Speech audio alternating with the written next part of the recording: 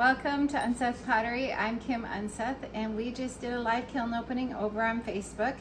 If you want to watch things as they come out of the kiln, you can go over there and just look up Unseth Pottery. But there are a few things I'm pretty excited about. So I've been experimenting with Spectrum's new glazes. These are garden flowers, so they'll get this little attachment glued to the bottom with E6000. And then I buy these tomato garden stakes from dollar store, and yeah, it'll just get put in there. If it's not tight, then we just glue it. But this is what did I use? What did I use? Shallot. Okay, so I used the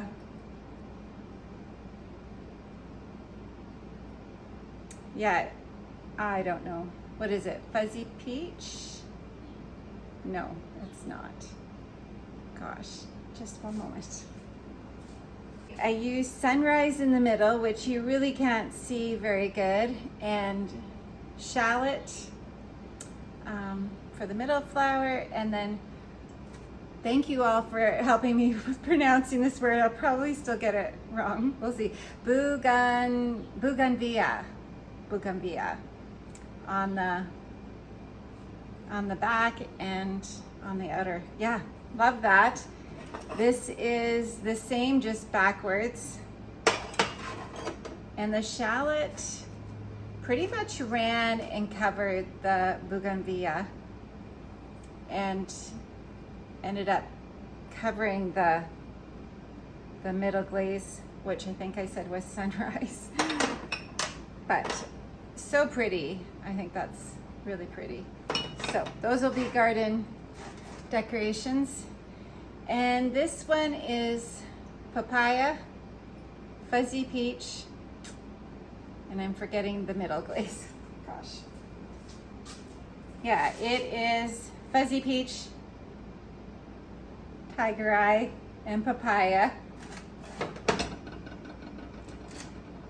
And this one is ginger, Spanish moss, and tapenade. So because of the texture, the glaze just ran and ran. I think I can get that cleaned up. So this is going to be a candle, but yeah. Love how it ran through the texture, but it's not practical. But yeah, so pretty. I really don't think I like the tapenade on its own. And this one is sunrise, bougainvillea, and shallot. And same thing. The texture made it really cool, but then it ran. Just like forms little channels. But yeah, I love that effect. This was an experiment, which I think I'm going to go ahead and put it on a mug, so we'll see. This was just a glaze. I think I said last time it was Panama Blue, because I had showed you this sample in the last video. It's not. It is a glaze. I think I mixed it up years ago, and I used my clear glossy base glaze and added Mazarine stain to it. And so for this one, I used the new floating turquoise by Spectrum, and then I poured blue hydrangea over that. But yeah, I really love how that turned out. So I'll give that a try on a mug. I also tried the blue hydrangea over the, I think it's called New Wine by Pottery Supply House. I could be wrong on that. Oh, this turned out so pretty. I should show you what I did.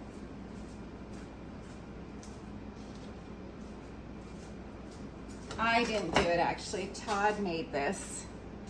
So, serving trays are so popular now, anytime really. They're just always, people love a serving tray. And isn't that pretty? So I'm not going to take credit for it. I'll go back and find out whose where the inspiration came from, and I'll put her name here. But she showed a reel on Instagram using one of these silicone placemats. You can order them off Amazon, just under silicone placemat. And yeah, you just roll that into your slab of clay, and then Todd used a GR pottery form. So yeah, that turned out great. I also did a dip tray with the glacier.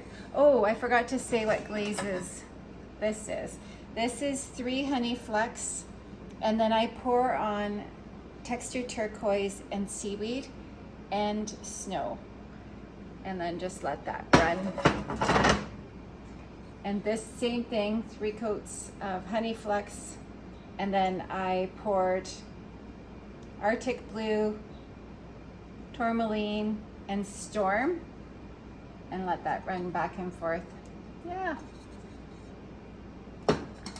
I did a utensil holder in the mossy birch, and this is 2 coats of honey flecks, and then 2 coats of textured turquoise, 2 coats of seaweed at the top. Textured turquoise, I did, you know, that amount, and then seaweed just this amount, and then 1 coat of river birch over all of that. Did some noodle bowls in the sea foam, that's what we call it as well. What else? Did a utensil holder in the Northern Lights. This is 3 obsidian and 3 seaweed. I think my seaweed must have been thin because it's very light, and some of my mugs I actually have to redo because the seaweed just didn't show up. This is my lilac sky mug. This is, I pour winter wood, so first of all I do a coat of honey flecks, 1 coat of honey flecks, 1 coat of light flecks over that, and then I pour lavender mist on the inside and then dip it. So you want your glaze a little bit on the thick side, and then I pour winter wood on the bottom. So I did 4 of those. I did 4 of these as well. It is 1 coat honey flecks, light flecks, same thing, but I use Spectrum Sangria, and I actually poured it on the inside and painted it on the outside, and then it was blistered. So this is a refire, and then I just covered all this Spectrum glaze with honey flecks, and then that fixed all the blistering. Yeah, I actually like it a little bit better once it has the honey flecks on it. Maybe I should just do that to begin with Spectrum. And oh yeah, Todd did some more platters using the coffee clay by Plainsman, and this is Ravenscraig white that I mixed up, and this is butterscotch that I mixed up. And he did a platter in the blues, and then he just rolls wheat right into the clay before he puts it on the form. So same thing, Ravenscraig white and floating blue. I think I have 2 floating blues. I think this might be Ravenscraig floating blue. It is on, it is poured. So yeah, I mixed it up. It's a glaze that I mixed up.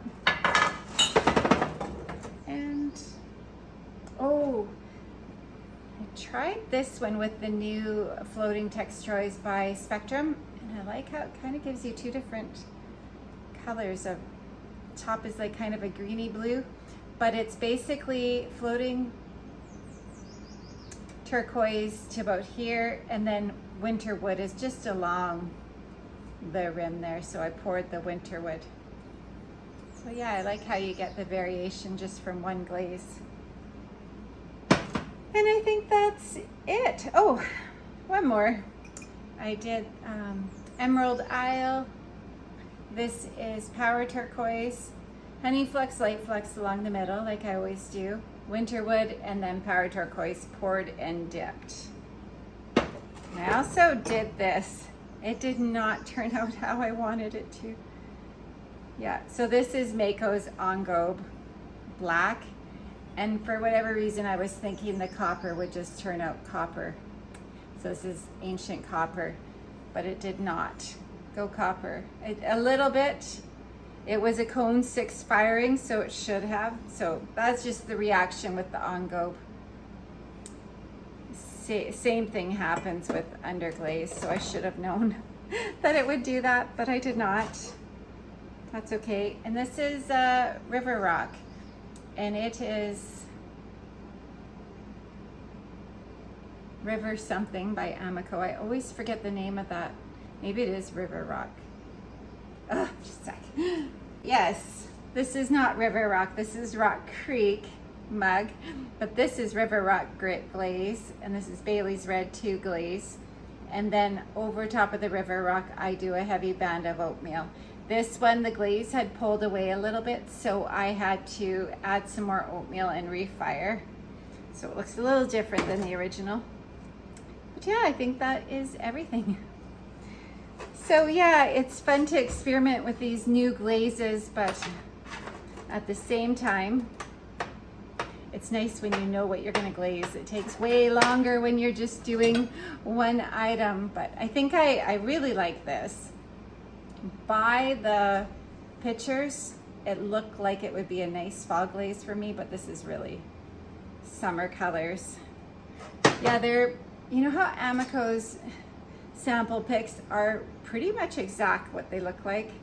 I found that these really aren't.